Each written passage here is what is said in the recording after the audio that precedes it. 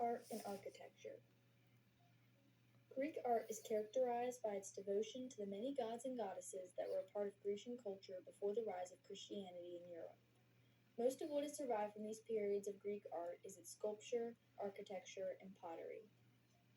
The artworks as well as the architecture are easily identified by historians through an abundant use of symbolism as it relates to each of the deities it is meant to worship. Within the AP Art History curriculum, Greek sculpture is separated into three categories based on the age and style of each of the works: archaic, 600 to 480 BC, classical, 480 to 323 BC, and Hellenistic, 323 to 30 BC.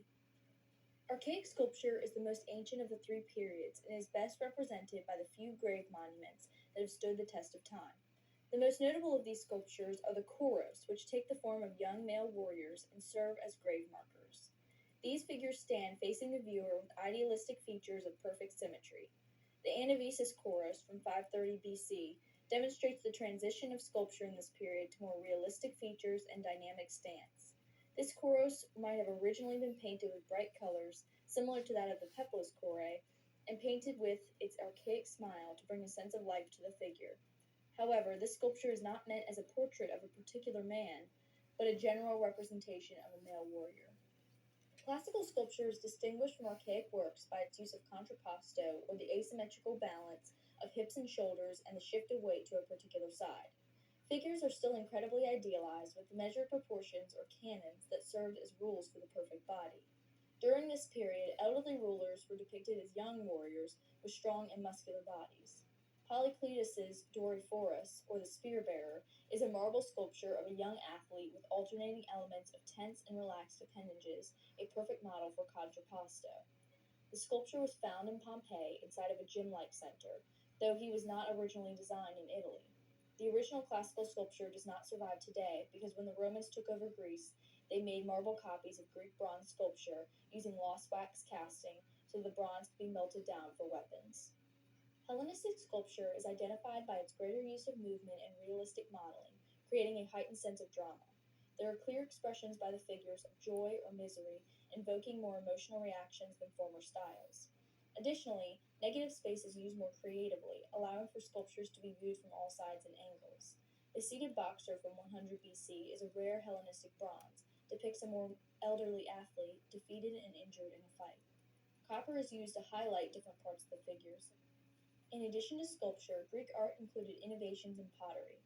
Red and black figure designs decorate amphoras or craters, types of vases meant to hold wine or oil. These figures painted on each vase reflected classical and Hellenistic styles of contrapposto and dynamics. In the Niobedes crater from 460 BC, the artist depicted the story of Niobe, a woman who bragged about her fertility to the goddess Leto, mother of Apollo and Artemis. As a punishment for her hubris, Leto's twins kill each of Niobe's 12 children. This vase is also significant because it is the first of its kind to neglect the use of isocephalism, a tradition of depicting heads on the same level. Greek architecture was designed primarily as temples to honor the pagan gods, but these structures were not meant to be accessed by the public. The front and the back of the temples were nearly indistinguishable for this reason, the only difference being their statuary decorations.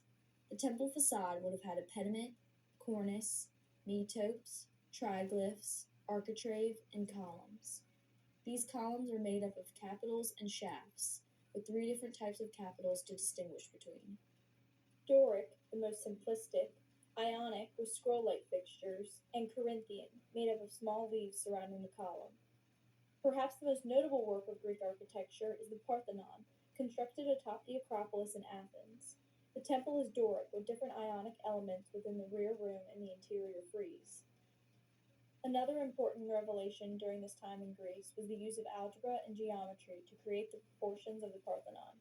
This temple was meant to honor the goddess Athena, and throughout antiquity, a gigantic statue of the goddess stood inside, decorated with gold and ivory. Greek art on the whole was an extremely influential period for future artistic movements. The traditions of this era completely inspired the Italian Renaissance, a rebirth of the classical era inspired by the ancient masters. Although much of what originally existed, whether it be paintings, bronze sculptures, buildings, or pottery that failed to survive the centuries, Greek art continues to influence the artistic and especially the architectural world in the modern day.